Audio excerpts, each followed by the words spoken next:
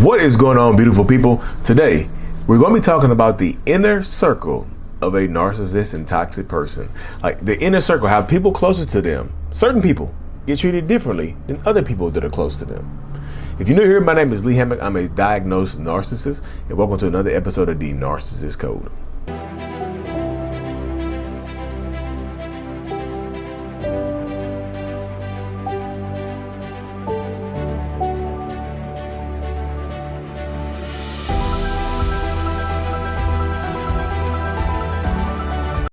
Welcome back, folks. Welcome back. Yes. Narcissistic, toxic people, the inner circle, the inner circle in the narcissistic toxic person's life. Like we all know, I think it's an acknowledgement that everybody will understand. If you dealt with a narcissist or toxic person, you understand that you are probably getting treated differently than other people that are close to the narcissist, right?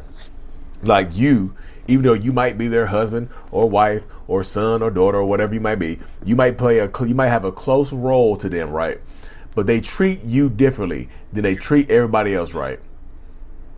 That's because there are different layers of the inner circle. Like there are certain people that narcissists don't treat everybody bad. I think a lot of people understand that not everybody in a narcissist's life is going to get treated bad by their narcissist, right?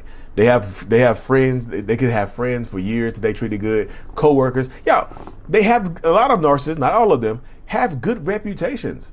A lot of narcissists have good reputations out in public. Like, so there are people out there that actually like your husband or your wife or your mom or your dad, whoever this is, your brother, your sister, whoever this is, right? There are people out there that like them, right? So if there's people out there that like them, why can't they just treat you the same way that they treat them? Because you're too close to them, y'all. It's going to sound so weird. You have the most power over them. And again, I know it sounds weird. I know it sounds kind of obtuse and whatnot. But like the closer you are to them, like the more you can hurt them. Like you know them behind the curtain. Other people may have seen flashes of it, right? Other people in their life may have seen like little flashes of the toxicity, little flashes of who they are, little flashes of who they represent and who they can be. You've seen the whole bang. You've seen the whole sonic boom. You've seen the whole neutron star collapse. You've seen the big bang. You've seen the big bang in their life. You know exactly who they are.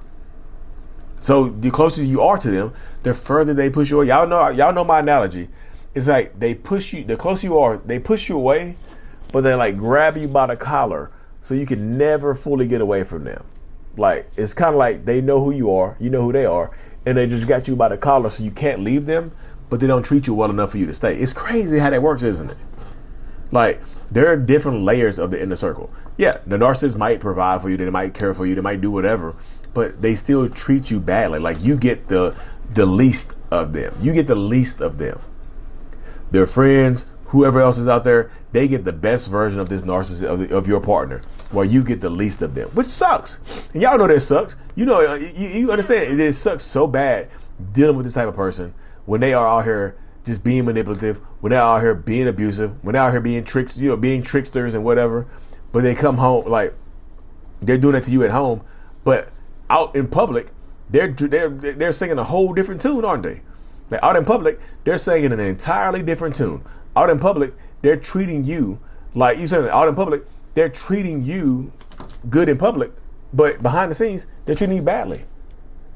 Like behind the scenes, they're lying to you, they're cheating on you, they're cussing you out, they're being abusive as hell to you. They're doing a lot of manipulative things behind the scenes, but in front of everybody else, they treat them good. Like the closer you are, like if you're outside their inner circle, it doesn't take as much emotional energy for them to build a good reputation. All they have to do a lot of times is be cordial and not act a monkey, right? But for the closer you are, the more energy they have to expend to pretend to be a good person, to hold up their reputation.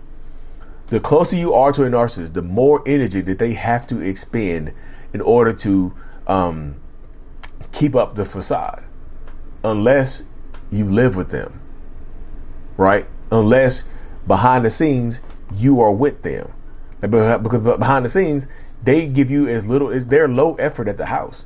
They're high effort, high energy with everybody else, but they're super low effort with you. Like, Lee, but why the hell do they do this? All we want to do is love them. All I want to do is be one with them and try to build this life together. And just, I miss my mom. I had to cut my mom off because she treated me badly.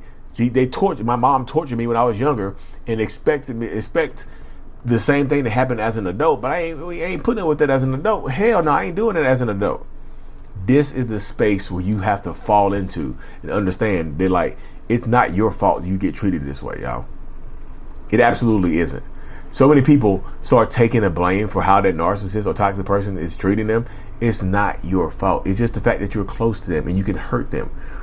To them, they treat you like you don't have any power, but they do it a lot of times because you have too much. A lot of times you've seen them be vulnerable. A lot of times you know who they are behind the scenes. And sometimes you have the ability to ruin their life and their reputation. So believe, if that was true, why don't they just treat us better? Because it gives them more power not to. They want to be low effort. To treat you good, they have to be high effort, high energy. They want to be low effort. It's easier to try to manipulate you and to get you to doing the things that I want you to do, as opposed to just trying to go out here in the open. And like I said, to go hard as hell, to treat you good. And I'm exhausted. I'm emotionally exhausted. Maybe not physically exhausted, but I'm emotionally exhausted every single day from not only having to keep this reputation up in public, but to come home and do the same thing. So that's why I'm saying, like, narcissistic people, when they want to be good people, they can be good people. And typically, they don't want to do it for you. And that sucks. And it's not your fault. It's not because you're worth less. I promise you, it's not because this pathetic person is still with me, so I'm going to treat them badly. That's not the mindset behind it, y'all. Most of the time, the mindset behind it is, this person is doing this and doing that. And like I said, this person knows too much, so I have to keep them at arm's length so they can't hurt me.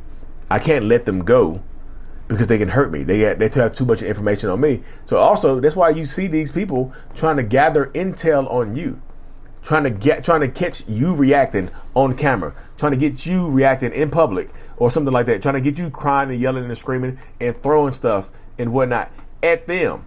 They want to catch you in the act so they can play the victim here. They would love to be able to play the victim with you, like the other people. Like, look how crazy my wife is. Look how crazy my husband is. Look how crazy this person is, right? Look how crazy they're being. Look how they're treating me. Look how they're behaving. Look how they're acting. They got you on camera. They got you doing this and got you doing that. This is the mindset of narcissistic, toxic ass people. And this type of stuff will continue to happen. It just doesn't go away, y'all. But Lee, how can we make it go away?